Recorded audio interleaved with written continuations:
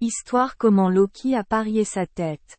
Loki, le fils de Laufey, par malice, coupa tous les cheveux de Sif. Quand Thor découvrit cela, il s'empara de Loki et aurait brisé tous les os de son corps, seulement il jura qu'il demanderait aux naines noires de fabriquer des cheveux d'or pour Sif, qui devraient pousser comme n'importe quel autre cheveu. Loki se rendit ensuite chez les nains que l'on appelle les fils d'Ivalda.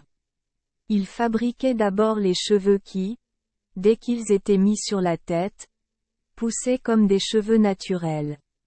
Ensuite, ils ont construit le navire Skidbladnir, qui avait toujours le vent avec lui partout où il naviguait.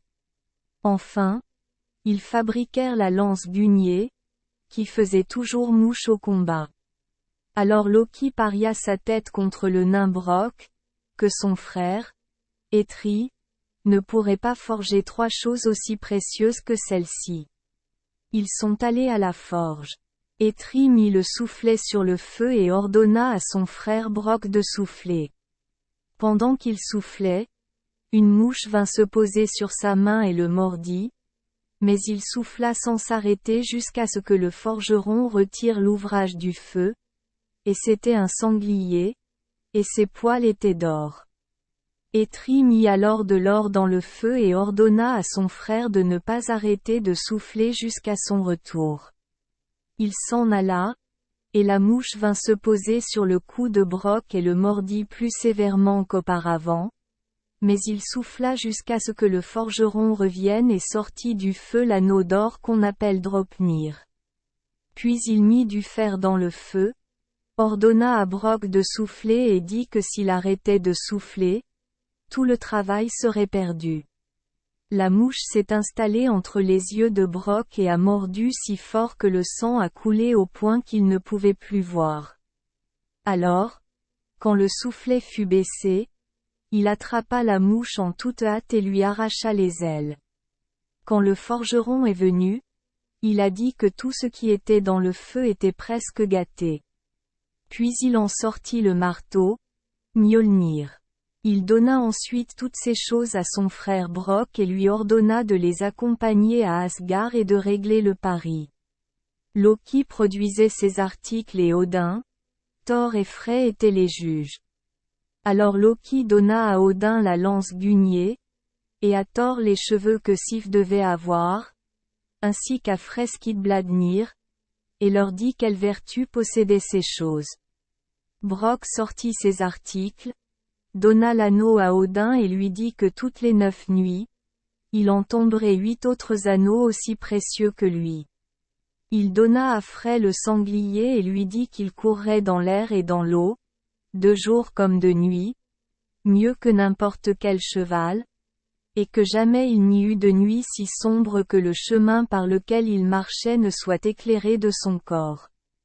Caché. Il donna le marteau à Thor et lui dit qu'il ne manquerait jamais de toucher un troll, et que quoi qu'il le lance, il ne manquerait jamais la cible, et que Thor ne pourrait jamais le lancer si loin qu'il ne reviendrait pas vers son main.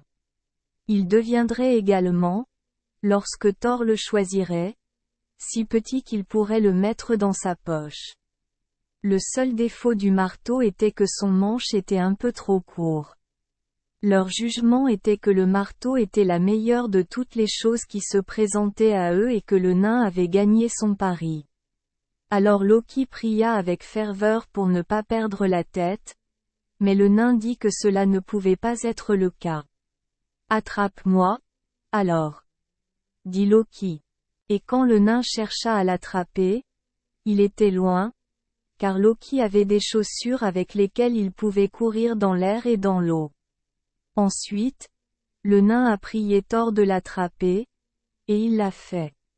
Le nain entreprit alors de lui couper la tête, mais Loki objecta qu'il ne devait avoir que la tête, et non le cou. Comme il ne voulait pas se taire, le nain prit un couteau et une lanière et commença à se recoudre la bouche. Mais le couteau était mauvais, alors le nain aurait souhaité avoir le poinçon de son frère, et dès qu'il l'aurait voulu, il serait là. Alors il a cousu les lèvres de Loki ensemble.